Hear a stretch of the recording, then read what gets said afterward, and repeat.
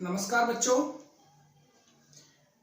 मैं संदीप गौड़ आपके अपने YouTube चैनल संदीप गौड़ में आपका स्वागत करता हूं। बच्चों, इस वीडियो के माध्यम से हम अपने हिंदी ग्रामर के विशेषण टॉपिक को, जो हिंदी ग्रामर में हमारा विशेषण टॉपिक चल रहा था, उसको आगे बढ़ाते हैं। ये विशेषण का थर्ड पार्ट है। इससे पहले मैं विशेषण के 2 पार्ट भी आप लोगों को बनाकर दे चुका हूं। पहले पार्ट में हमने विशेषण की परिभाषा, विशेषण का परिचय, विशेषण क्या होता है, यह सीखा। दूसरे पार्ट में हमने विशेषण के 2 प्रकार, गुणवाचक विशेषण और सार्वनामिक विशेषण के बारे में बात की। आज तीसरे पार्ट में हम विशेषण के 2 और नए प्रकार, एक संख्यावाचक विशेषण, दूसरा परिमाणवाचक विशेषण के बारे में बात करेंगे। बच्चों, पहले मैं आप लोगों को यह बता दूं कि विशेषण होता क्या है। जैसा कि मैं पहले की वीडियो में भी आप लोगों को बता चुका हूं, जो शब्द संज्ञा या सर्वनाम की विशेषता का बोध कराते हैं वे विशेषण कहलाते हैं। और जिन शब्दों से विशेषता बतलाई जाती है वो विशेषण कहलाते हैं, और जिन शब्दों की विशेषता बतलाई जाती है बच्चों, वो विशेष्य कहलाते हैं। चलो अब आगे कहानी कंटिन्यू करते हैं। तो पहले हम संख्यावाचक विशेषण की बात करेंगे। मैंने डेफिनेशन आपको लिख दी है। जो लिखा हुआ है ऐसा लिखा हुआ आपको किसी भी बुक में, किसी भी नोट्स में आपको मिल जाएगा। बात है समझने की, तो समझने पर थोड़ा ध्यान ज्यादा देना। वैसे मैंने डेफिनेशन लिख दी है, मैं एक बार पढ़ भी देता हूं। जो विशेषण अपने विशेष्य की संख्या या गिनती, जो विशेषण अपने विशेष्य की संख्या या गिनती का बोध कराते हैं, उसे संख्यावाचक विशेषण कहा जाता है। बच्चों, केवल इतनी बात याद रखना, जिन्हें गिना जा सकता है, काउंट किया जा सकता, क्योंकि कुछ संख्या ऐसी होती हैं जिन्हें काउंट किया जा सकता है और कुछ संख्या ऐसी होती है जिन्हें गिना नहीं जा सकता, केवल मापा या तोला जा सकता है। तो जितनी भी संख्या काउंट की जा सकती हैं, गिनी जा सकती हैं, उन्हें मापा या तोला नहीं जाता, उनकी विशेषता बतलाने वाले शब्द आपके संख्यावाचक विशेषण कहलाते हैं। जैसे बच्चों, अगर मैं आप लोगों से कहूं कि आप एक काम करो, कल थोड़े से लड़के बुलाकर के लेके आना, तो अगर आपसे मैं कहूं लड़के बुला के लेके आने हैं या कुछ लड़कों को इकट्ठा करो, तो क्या आप ऐसा कर सकते हैं कि 10 किलो लड़के, 20 किलो लड़के, 50 किलो लड़के, क्या ऐसा कर सकते हैं? नहीं। आप पूछेंगे सर थोड़े से कितने, 10, 20, 50, 100, तो वो लड़के काउंटेबल हैं। इसीलिए लड़कों के साथ जो भी विशेषण लगेगा वो संख्यावाचक। जैसे 10 लड़के, कक्षा में 10 लड़के हैं, तो ये 10 क्या है? संख्यावाचक विशेषण। ऐसे ही बस में यात्री हैं, तो बस में 20 यात्री हैं, तो 20 यात्री भी क्या है? संख्यावाचक, क्योंकि यात्रियों को भी, लड़कों को भी गिना जा सकता है। ऐसे मैं कहने लगूं मेरी जेब में 100 रुपए हैं, तो 100 रुपए गिने जा सकते हैं, इसीलिए वो भी क्या है? संख्यावाचक विशेषण में। यहां लिखा है मैंने एक एग्जांपल, बहुत छात्र। जैसे मैं कहूं आज कक्षा में बहुत छात्र हैं, तो बहुत छात्र, बहुत से आप घबराना मत। छात्र देखो काउंटेबल है या नहीं है? हाँ है, तो बहुत भी क्या है आपका यहां पर? संख्यावाचक। अभी तुम्हें थोड़ी सी प्रॉब्लम यह आ रही होगी कि सर 20 यात्री, 10 लड़के, बहुत। वास्तव में जो संख्यावाचक विशेषण होता है बच्चों, वो 2 प्रकार का होता है। एक निश्चित संख्यावाचक विशेषण और एक अनिश्चित संख्यावाचक विशेषण, जिनकी गणना निश्चित हो, 10, 20, 30, 40, 50, 100, वो निश्चित संख्यावाचक विशेषण होते हैं। और जिनकी गणना तो की जा सकती हो लेकिन निश्चित ना हो, जैसे कुछ लड़के, कुछ पैसे, बहुत छात्र, बहुत यात्री, थोड़े से पेन, तो ये क्या होंगे आपके? अनिश्चित संख्यावाचक। जैसे मैं कहूं कक्षा में बहुत छात्र है, तो यहां पर बहुत क्या हो गया? अनिश्चयवाचक, क्योंकि छात्र काउंटेबल है लेकिन बहुत हैं। तो बहुत कैसे हैं? काउंटेबल तो छात्र हैं, लेकिन बहुत मतलब वो गिनती नहीं है उनकी, अनिश्चित संख्या है। तो ये क्या हो गया आपका अनिश्चित संख्यावाचक विशेषण। हाँ, अगर मैं ये कहता कक्षा में 20 छात्र हैं, तो ये 20 ये छात्र भी काउंटेबल है, लेकिन 20 निश्चित है। तो ये कैसा हो जाएगा? यहां पर निश्चित संख्यावाचक विशेषण। और यहां पर क्या हो जाएगा? अनिश्चित संख्यावाचक विशेषण। और भी आप गिन सकते हैं, मतलब और भी एग्जांपल आप इसके देख सकते हैं, जैसे दुकान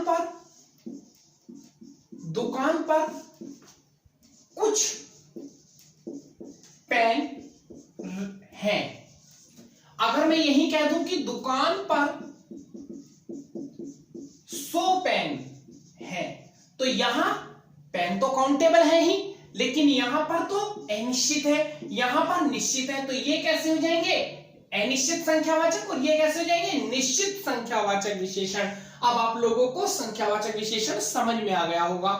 इसी के साथ हम अगले विशेषण की बात करते हैं, परिमाणवाचक विशेषण। परिमाणवाचक विशेषण, जो विशेषण अपने विशेष्य के परिमाण या मात्रा का बोध कराते हैं, परिमाण या मात्रा का बोध कराते हैं, उन्हें क्या कहते हैं? परिमाणवाचक विशेषण। अर्थात जिन्हें गिना नहीं जा सकता, केवल मापा या तोला जा सकता है। जिन्हें गिना नहीं जा सकता, मापा या तोला जा सकता है। जिन्हें गिना जा सकता था वो संख्यावाचक, जिन्हें गिना नहीं जा सकता, मापा या तोला जा सकता, वो परिमाणवाचक विशेषण। ऐसी बहुत सारी चीज है। अगर मैं आप लोगों से कहूं कि आप चीनी लेकर आना, तो कोई बच्चा पूछने लगा कि चीनी कितनी लेके आनी है? मैंने कहा थोड़ी सी चीनी लेके आनी है। फिर भी उसने दोबारा पूछा, सर थोड़ी सी कितनी? मैंने कहा 4 दाने चीनी गिन के लेके आना। देखो, ऐसे आप अनलॉजिकली बात करो तो कह सकते हो कि सर 4 दाने चीनी के गिन सकते हैं, लेकिन आपसे अगर कोई कहे कि चाय में मीठा कम है, 4 दाने चीनी के और डाल देना, तो क्या आप 4 दाने गिन के चीनी में चाय में डालेंगे? नहीं, थोड़ी सी चम्मच, या 4 में 10 20 भी हो सकते हैं, मतलब माप के डालेंगे। 1 चम्मच, आधा चम्मच, 2 चम्मच। क्या 4 दाने गिन के डालेंगे? नहीं। ऐसे ही अगर आप खाना खा रहे हैं और खाने में चावल खा रहे हैं और खाने के बाद आप थोड़े से भूखे रह गए और कहते हैं कि थोड़े से चावल और दे दो, तो क्या चावल कितने? थोड़े से। तो चावल को भी मापा जा सकता है, 1 कटोरी, 2 कटोरी। ऐसे ही कपड़ा हो गया आपका, जैसे कपड़ा भी मापा नहीं जा सकता, उसे मापा जा सकता है, गिना नहीं जा सकता।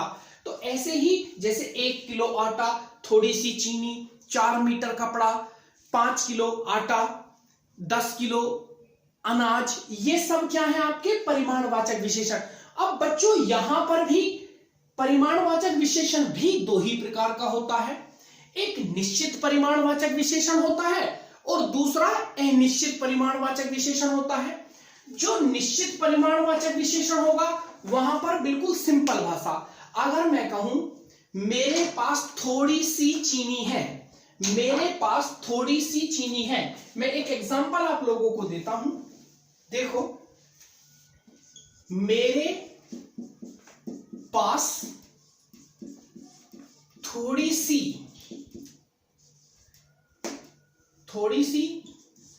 चीनी है। अब चीनी आप क्या काउंट कर सकते हैं? हाँ, तोल सकते हैं, 1 किलो, 2 किलो, 1 बोरी, 2 बोरी। अभी मैं आपसे कहूं मेरे पास 10 किलो चीनी है, तो बस अंतर कितना है? यहां पर मात्रा निश्चित नहीं है, यहां पर मात्रा निश्चित है। तो इसमें तो निश्चयवाचक परिमाणवाचक, निश्चित परिमाणवाचक विशेषण हुआ, और यहां पर अनिश्चित परिमाणवाचक विशेषण हुआ। तो आप लोग समझ चुके होंगे। तो इसी के साथ हमारे विशेषण के चारों पार्ट्स पूरे हुए। लेकिन अभी विशेषण में एक टॉपिक और भी होता है, जिसे हिंदी में प्रविशेषण कहते हैं। हिंदी में क्या कहते हैं उसे? प्रविशेषण। देखो बच्चों, तो अभी हम प्रविशेषण की बात भी अभी साथ के साथ ही करते हैं। देखो, ध्यान देंगे, प्रविशेषण ऐसे शब्द जो विशेषण की भी विशेषता बतलाएं, देखेंगे प्रविशेषण। ऐसे शब्द जो विशेषण की भी विशेषता बताते हैं, क्या कहलाते हैं? प्रविशेषण। जैसे एक एग्जांपल आप देख सकते हैं कि सीता बहुत सुंदर है। एक उदाहरण है, सीता बहुत सुंदर है। देखो, अगर मैं इस उदाहरण को ऐसे कहता सीता सुंदर है, तो सुंदर क्या है? विशेषण। लेकिन सुंदर भी कितनी है? बहुत। तो ये क्या हुआ? विशेषण। और इस विशेषण की भी विशेषता कौन बता रहा है? बहुत। तो यह क्या कहलाएगा? प्रविशेषण। अगर आपसे कोई एग्जांपल कहे कालिदास अत्यंत बुद्धिमान है, कालिदास अत्यंत बुद्धिमान है, तो कालिदास क्या है? बुद्धिमान। लेकिन कितना अत्यंत? तो अत्यंत क्या हो जाएगा यहां पर? प्रविशेषण। और बुद्धिमान क्या हो जाएगा? विशेषण। तो आप लोग समझ चुके होंगे, जो संज्ञा और सर्वनाम की विशेषता बतलाएगा वो विशेषण, और जिन शब्दों की विशेषता बतलाई जाएगी वो विशेष्य, और जो शब्द विशेषण की भी विशेषता बतलाते हैं वह क्या कहलाता है? प्रविशेषण। बच्चों, आज की क्लास में हम इतना ही पढ़ेंगे। आपको वीडियो अच्छी लगी हो तो लाइक एंड शेयर अवश्य करें, और इसके आगे के पार्ट हम इसके आगे की वीडियो में पढ़ेंगे। तब तक के लिए धन्यवाद।